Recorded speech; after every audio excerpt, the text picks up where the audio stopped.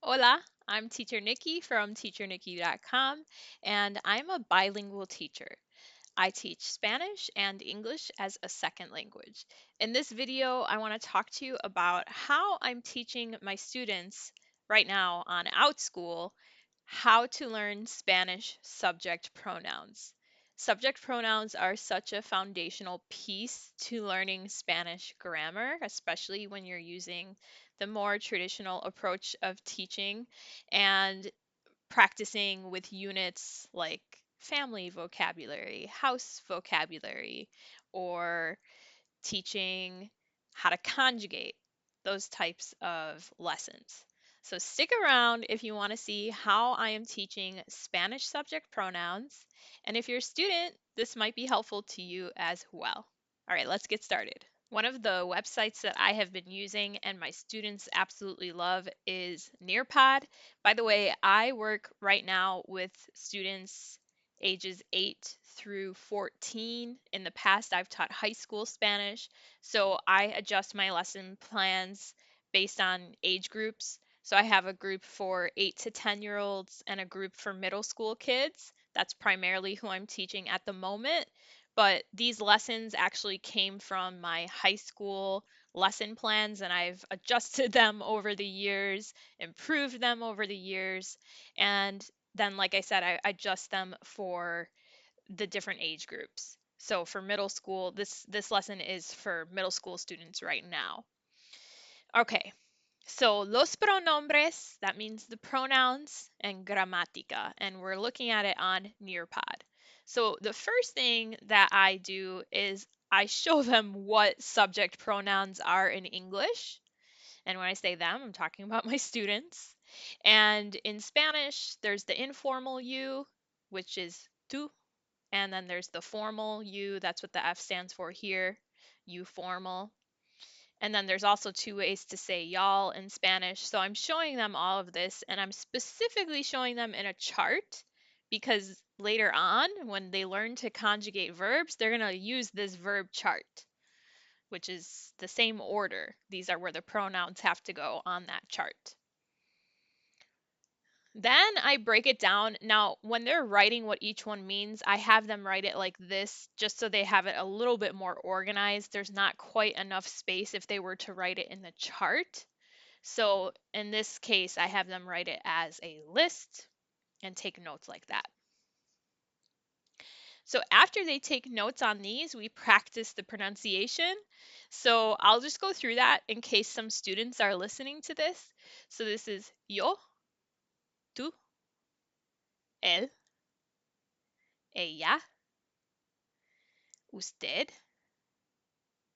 nosotros, and then you'll notice nosotras. So the AS ending is for all females. Nosotros, it can be mixed, male and female, or just male. And then we have vosotros, vosotras. Same rule for here. Ellos, ellas, ustedes.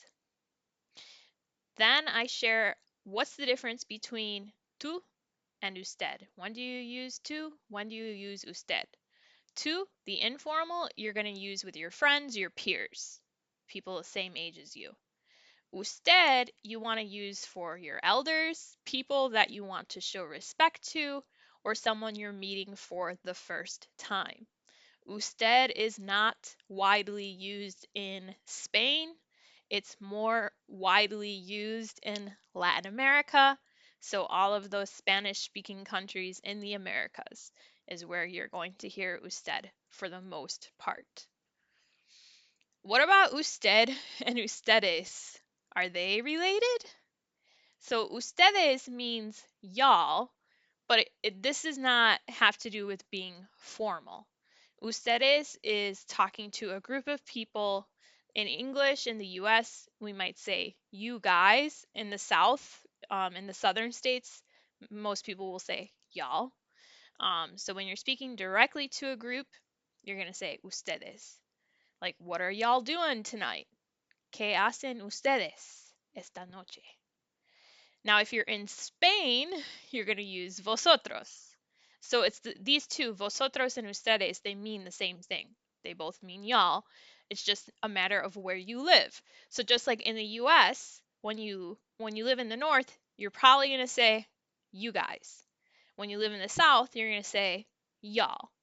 So when you live in Spain, you're going to say vosotros. If you live in the Latin Americas, you're going to say ustedes.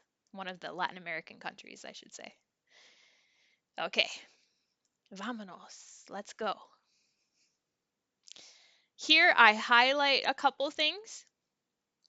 So notice that you could try to remember these based on a couple letters. So tú and you both have a U. Él and he, they both have the E. Ella, she. All of the ones on the bottom have an S. Nosotros, vosotros, ellos, ellas, ustedes.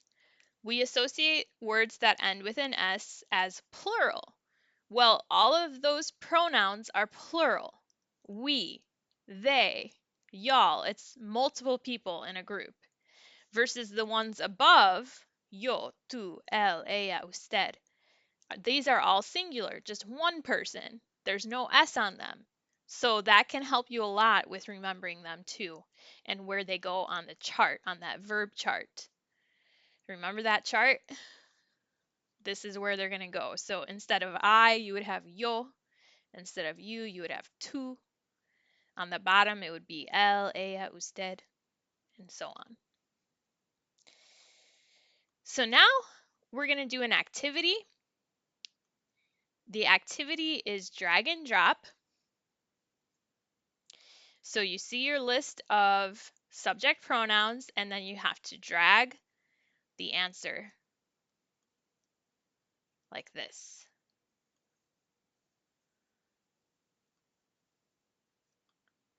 Notice, remember I talked about the ones that end with an S?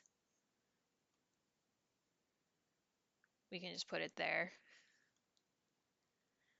Sometimes people put it here, whatever you want to do. Okay, and then we need this one.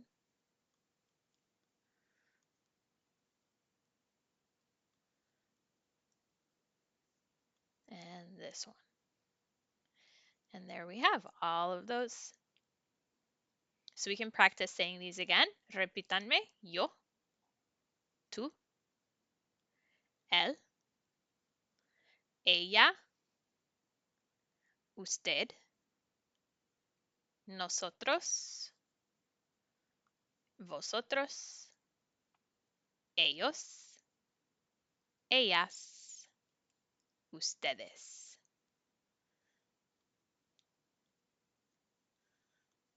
Now, we are going to do another activity, matching pairs. So you're going to match the English with the Spanish.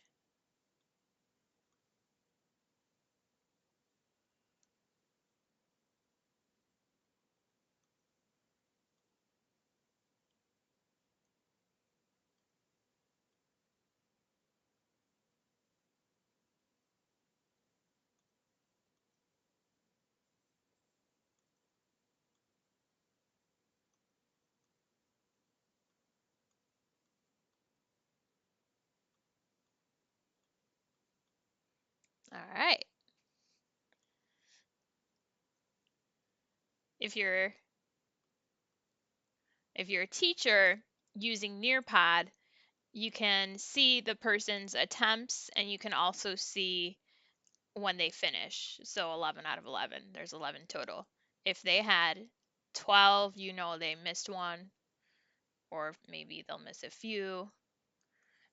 For the drag and drop, it also shows you their progress here. So you can see what they're moving and where. Okay, let's do another drag and drop just to solidify what each one means.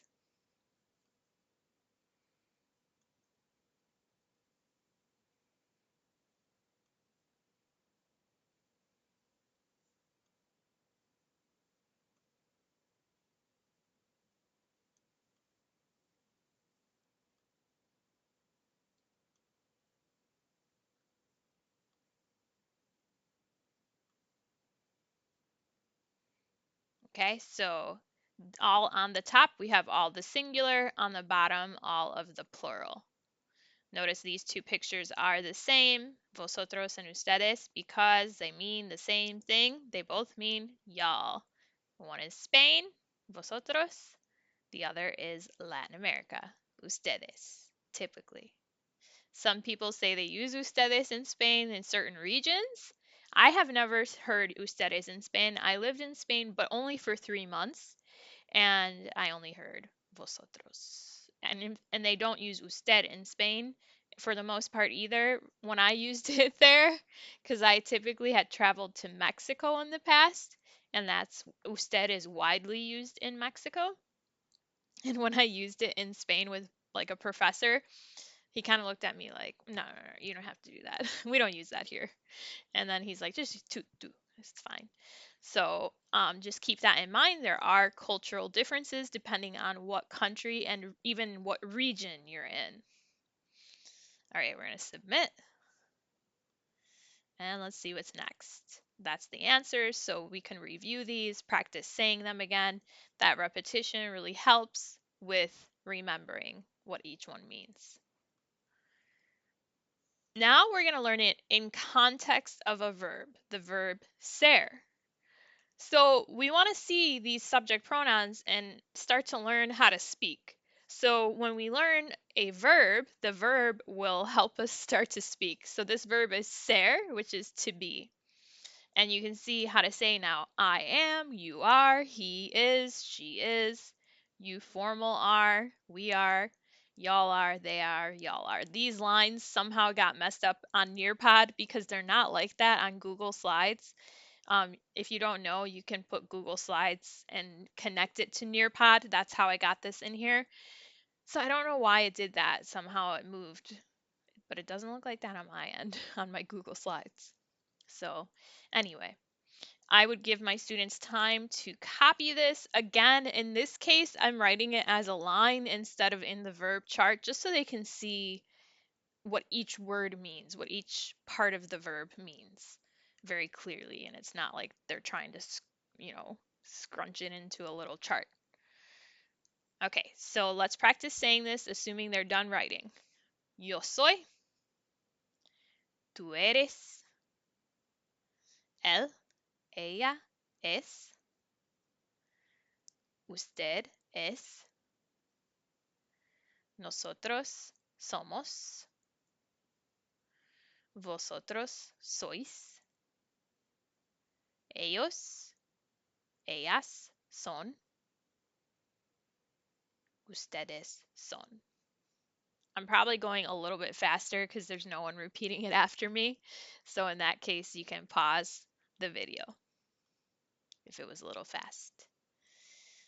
Okay, now we're going to do another drag and drop. So here you have the English, and you're going to drag that Spanish right over.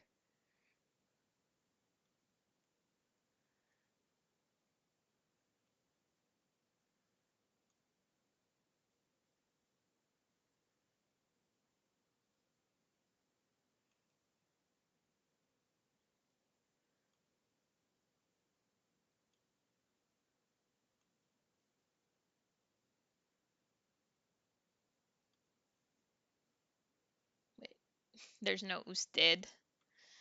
I forgot that I have to fix that. We have ustedes. Here's vosotros.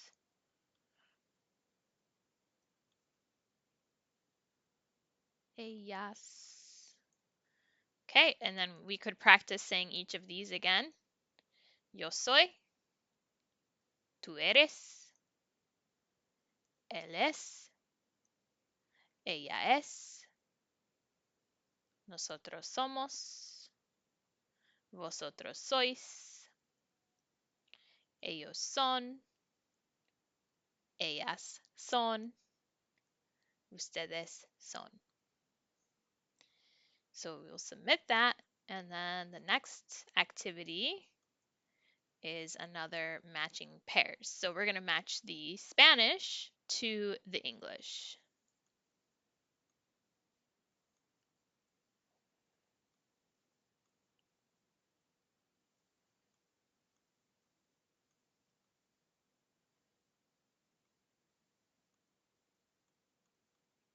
There we go.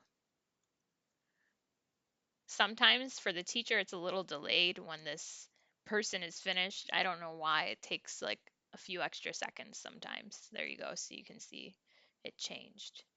Then I also like to have them practice with matching it to the subject pronoun. Do they know that yo goes with soy? Tú goes with eres. Él, ella, usted goes with es, and so on.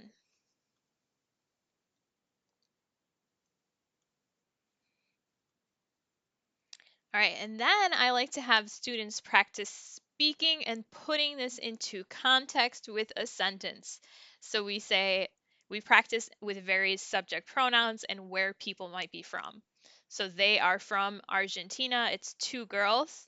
So what should we put in? Should we put soy, eres, es, somos, sois, or son? Remember what I said earlier about the left side of the chart is singular, the right side of the chart is plural. So here you're seeing that chart. Soy, eres, es, those are all singular. So if we're looking at two girls, we know we can narrow it down to the three on the right. Is it somos, sois, or son? We're talking about ellas. If we look back, ellas, if we look back here, ellas goes with son. Ellas son de Argentina. De is from in this case. Ellas son de Argentina. So hopefully the student can fill in the blank. If not, I'll show them the answer. Typically, I'll show them the first one so they know what to do. So let's practice saying this. Ellas son de Argentina. Ellas son de Argentina. And then they'll also learn the pronunciation of Spanish-speaking countries. Okay, ¿de dónde es él? Where is he from? El blank de Mexico. We're talking about one person, so which side of the chart do we have to look on? This side, the left side. So is it soy, eres, or es? You can check your chart if you need to, your translations. We should have el es de Mexico. Let's say it. El es de Mexico. And then we would continue practicing each of these. Yo blank de Cuba. So we have another one person, singular. Is it soy or eres? Because we already know es is for él, ella, usted. So which one is it? Yo soy. Yo soy de Cuba. Yo soy de Cuba. ¿De dónde son? Where are they from? So they're going to say we are from. Because don't forget, nosotros is we. So if it's plural, which one of these is it? Nosotros somos de España. In Spain, they have a lisp, España. Nosotros somos de España. Right here, nosotros somos de España. ¿De dónde eres? ¿De dónde es? So he's going to say, you are from Chile. You are from. So we have tú. Tú. Is it soy, eres, or es for going with tú? We have tú eres de Chile. Tú eres de Chile. Now, if we say, where are you guys from? ¿De dónde son? Ustedes. Kind of gave you the answer there. Ustedes blank de Uruguay. The U in Spanish is like an U sound. Uruguay. Uruguay. Ustedes son de Uruguay. All right. That is the end of this. This is a little practice. On this side, I was just kind of showing them you could fill in actual nouns instead of subject pronouns. So instead of ella, you could say la maestra. Instead of ellos, you could say the students, los estudiantes. Or for instead of him, you could say the professor, el profesor, just depending. So you could say el profesor es de México, or los estudiantes son de Chile. La maestra es de España. So don't forget, you can take out that subject pronoun and replace it with an actual noun or a name. Okay, the practice is research people you like and say where they're from. You could think of historical figures, authors, actors, singers, athletes. You could talk about family. Blank es de blank. You could make it, going back here, it says, don't tell your classmate the answer because we'll do a guessing game after. So you can make a game out of it. Basically saying like S de whatever, and then they could guess who you're talking about. But you'd have like a bunch of people on the board so they could try to guess where that person is from if they're like famous people instead of family members. So these were some famous people like from Hawaii, England, Texas, the Buckless family, Este Hawaii. That's where they live right now, but they're not actually from there. J.K. Rowling, Este Inglaterra. Simone Biles, Este Texas. And then after we finish this, I have students practice on boom cards. Boom cards, it's boomlearning.com. Um, with these, it's interactive as well, so they would drag these here. You informal. Just as much practice as they can get because I just keep emphasizing you have to know these pronouns. This sets you up for success with being able to conjugate verbs. The way that I teach, by the way, because a lot of teachers now really like the comprehensive input style where it's more like learning like a baby, where you would learn like a song or read a book. TPRS, which is total physical response storytelling. So there's all different ways that you can learn. I like to gradually introduce students to vocabulary and grammar and slowly start adding in immersion as we go. So I kind of do a mix of the traditional and the comprehensive input.